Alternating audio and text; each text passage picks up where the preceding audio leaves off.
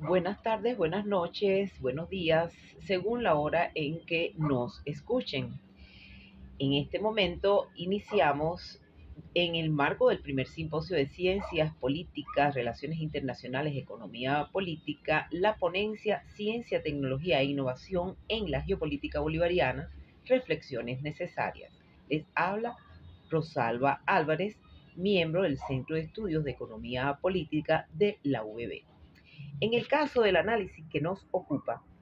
tenemos, aportando a la reflexión, importantes categorías que debemos considerar. En el caso, por ejemplo, de la geopolítica, debemos entender que constituye la ciencia que estudia la influencia de los factores geográficos en la evolución y el desenvolvimiento del Estado para la toma de decisiones políticas, puesto que con ellos podemos orientar nuestras reflexiones a un conocimiento integral. Es por ello que también debemos considerar al derecho como una ciencia, puesto que ella, como ciencia al fin o sistema, tiene una coherencia interna y externa y se agrupan en ella un conjunto de principios, normas, categorías e instituciones y fuentes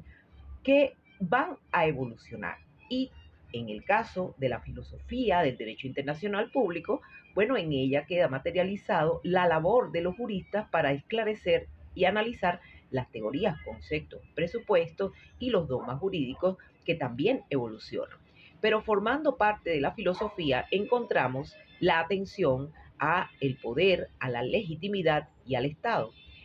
considerando que los elementos de las geopolíticas lo constituyen los recursos, el territorio y la población. Encontramos una valiosa fuente del marxismo-leninismo en la obra leninista del Estado y la Revolución, donde se caracterizaron los rasgos que integran esta institución jurídica, el Estado, y coinciden con los elementos de análisis, puesto que el Estado se corresponde a caracterizar por categorías como territorio, soberanía, impuestos, poder público o fuerza pública especial, y considera al derecho como elemento importante, puesto que vemos en este diagrama cómo se integra el análisis, puesto que el derecho internacional público se ocupa de las relaciones entre los estados y los sujetos internacionales. Por tanto, al ser un marco jurídico no coercitivo aceptado por los que participan como sujetos en estas relaciones, pues constituye un ámbito coordinador. Y estos son elementos importantes a tener en cuenta en el análisis. Ahora bien, dentro de los análisis geopolíticos resulta muy importante considerar las tendencias geopolíticas. Estos son patrones que nos van a permitir entender el movimiento y la dinámica de las relaciones internacionales y, por supuesto, la distribución del poder entre los estados y demás sujetos de las relaciones internacionales. Estas pueden cambiar, pueden evolucionar con el tiempo y se debaten en una dinámica de tensiones y contradicciones. Acá le facilitamos una serie de ejemplos como tendencias geopolíticas actuales relacionadas a la multipolaridad, la regionalización, al conflicto y competencia por los recursos, los cambios climáticos, la tecnología y el ciberespacio, así como los desafíos a la gobernanza global. Son todas estas tendencias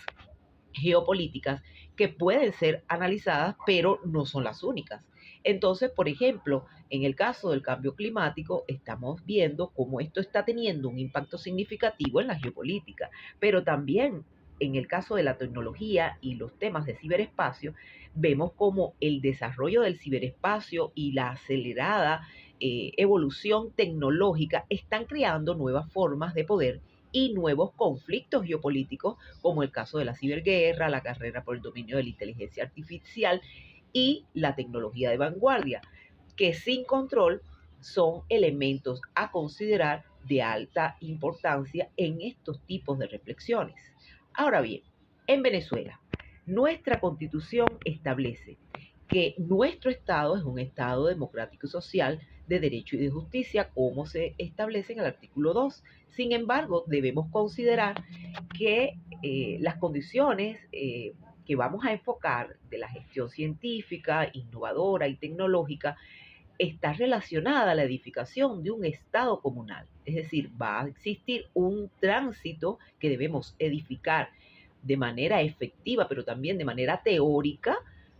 para entender los modos en que vamos a hacer predominantes nuevas categorías y la evolución de las que vamos a llevar al análisis, puesto que en el artículo 110 de la Constitución de la República Bolivariana de Venezuela se reconoce el interés público de la ciencia, de la tecnología, el conocimiento y la innovación como mandato constitucional y, en consecuencia, en cumplimiento de principios ético-legales que deben regir estas actividades.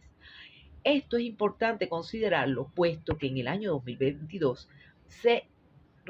reformula la Ley Orgánica de Ciencia, Tecnología e Innovación, y en su artículo 4 nos aportan importantes categorías o conceptualizaciones relacionadas a saberes ancestrales, actividad científica, tecnológica y de innovación, la investigación, desarrollo e innovación, la gestión social de la ciencia, la invención, la innovación, qué cosas son los cultores y cultores científicos y tecnólogos, es decir, una serie de elementos relacionados a nuevos conceptos, como el caso de la cultura científica, pero también nos aporta el concepto de ciencia como derecho humano. Y en este sentido se enriquece en el presente año la disposición normativa, efectivamente resolución 214 del 23 de mayo del 2023, emitida por el Ministerio de Ciencia, Tecnología e Innovación, donde se establecen los lineamientos para la promoción, la articulación, pero también el impulso y seguimiento en el caso de lo que pueda ser evaluado relacionado a iniciativas, proyectos, actividades que se vienen a desarrollar a nivel nacional en el marco de la ciencia abierta, pero ya no como un paradigma impulsado desde la UNESCO, sino precisamente como una política de Estado que tiene su objetivo dirigido a valorar y a proteger el conocimiento para difundir resultados, ya sea en datos, códigos, publicaciones científicas relacionadas con las investigaciones científicas y tecnológicas, pero está dirigido a garantizar que se encuentren disponibles libremente, pero también que sean accesibles para todos. Entonces, esta importante resolución también aporta unas conceptualizaciones relacionadas a este ámbito de política de Estado